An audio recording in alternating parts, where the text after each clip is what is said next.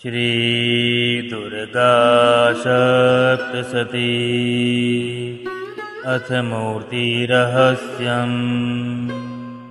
ऋषिरुवाच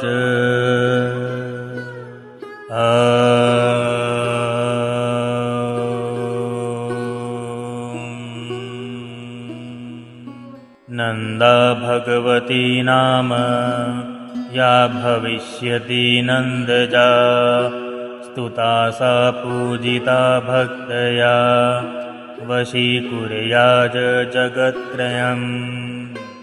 कनकोत्तम कान्तिः सा सुनकान्ति कनकाम्बरा, देवी कनकवर्णाभा कनकोत्तम भूषणा। कमलाङ्गुष्पाशाबजै प्रलङ्गकृच्चतुर्भुजा, इन्दिरा कमला लक्ष्मीः सा श्रीरुक्माम्बुजासना। या रक्तदन्तिकाना देवी प्रोक्तमया नघ, तस्याः रूपं वक्ष्यामि शृणु सर्वभयापहम्। रक्ताम्बरा रक्तवर्णा रक्तसर्वाङ्गभूषिणा, रक्तयुधा रक्तनेत्रा रक्तकेशातिभीषणा। रक्ततीक्ष्णनखा रक्तदशना रक्तदन्दिका, रतिं नारीवनुरुक्ता देवी भक्तं भजे जनम्। वसुधेव विशालास सुमेरुयुगलस्तनी, दीर्घौ लम्बावती स्थूलो तावतीव मनोहरौ। कर्कशावती कान्तौ तौ सर्वनन्दनपयोधिनी, भक्तान् स्मपाययेद देवी सर्वकामदुघौ स्तनो। खड्गं पात्रं च मुसलं लाङ्गलं च बभृति सा, आख्याता रक्तचामुण्डा देवी योगेश्वरीति च।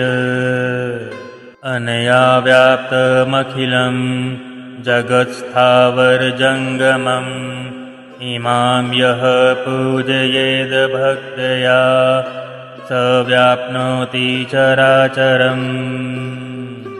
भुक्त्वा भोगान् यथा कामं देवी सायुज्यमाप्नुयात्। अधीतेय इमं नित्यं रक्तदन्ता वपुः सत्वं, तां सा परिचरेद देवी पतिं प्रियमिवाङ्गना। शाकाम्भरी नीलवर्णा नीलोत्पलविलोचना, गम्भीरनाभिस्त्रीवली विभूषिततनूदरी।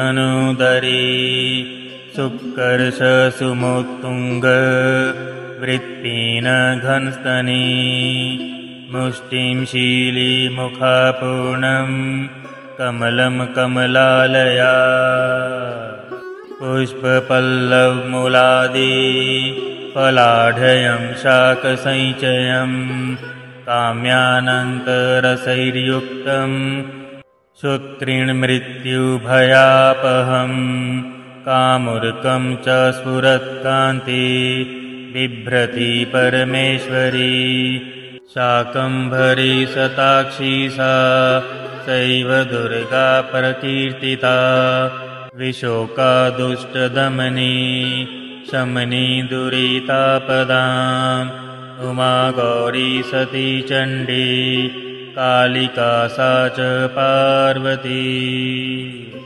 शाकम्भरीं स्तुवन् ध्यायन् जपन् सम्पूजयन्नमन्, अक्षयय मनुस्ते शीघ्र मनन् पानामृतफलम्। भीमापि नीलवर्णा सा दृष्टा दशन् भासुरा, विशाललोचना नारी वृत्तिन पयोधरा चन्द्रहासं च डमरुं क्षीरः पात्रं बिभ्रति एकवीरा कालरात्रिः सैवोक्ता कामदास्तुता तेजोमण्डलदुर्धशा भ्राम्री चित्रकान्तिभृक्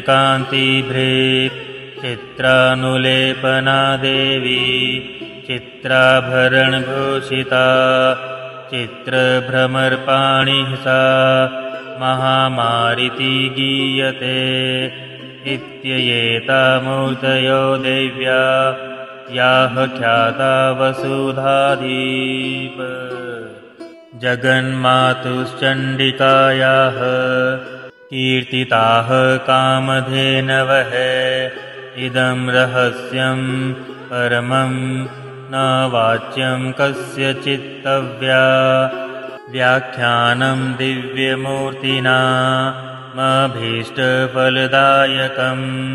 तस्मात् सर्वप्रयत्नेन देवीं जप निरन्तरम् सप्तजन्माजितैर्घोरैर्ब्रह्महत्यासमैरपि पाठमात्रेण मन्त्राणां मुच्यते सर्वकिल्बिषैः देव्या ध्यानं मया ख्यातं गुह्यादगुह्यतरं महत् तस्मात् सर्वप्रत्यनेन सर्वकामफलप्रदम् एतस्या सत्त्वं प्रसादेन सर्वमान्यो भविष्यसि सर्वरूपमयी देवी सर्वं देवीमयं जगत् अतोऽहं विश्वरूपां तां नमामि